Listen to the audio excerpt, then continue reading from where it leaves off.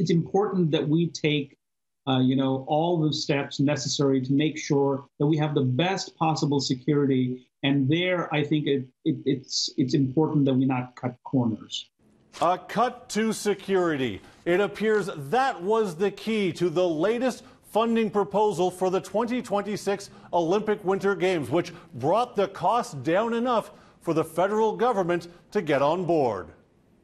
The startling number is a more than $100 million or 20% drop in the security budget. So we had to come forward with a number on September 11th, and unfortunately there were still some numbers that were estimated at that time, mostly around security and essential services. And our partners in delivering security, so all three orders of security, went away and did their due diligence, and they came back with a firmer number last week, which was a reduction in essential services and security. So where did those efficiencies and savings come from? There wasn't as high a need for accommodations for security personnel to come in from outside of Calgary, outside of Alberta. Initially, they may have estimated that, hey, we need, I'm just throwing a number out there, 100,000 cops on the streets. Then they said, oh, no, that's a bit too big for our city. We can possibly do it with 75,000 cops, law enforcement individuals.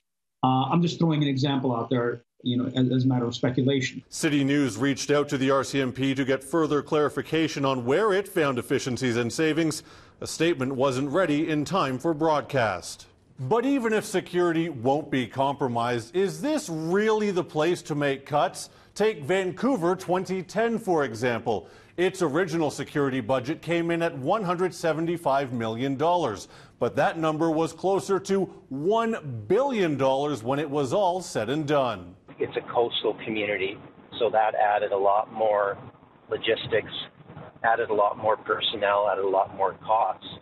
And there are a lot of unknowns. 8 years is a long time, and technology continues to move forward at a rapid pace. Who knows, maybe this thing right here will do a lot of the security work. There could be other platforms that are introduced, technological platforms, that may reduce the number of people needed physically. In Calgary, Jonathan Muma, City News.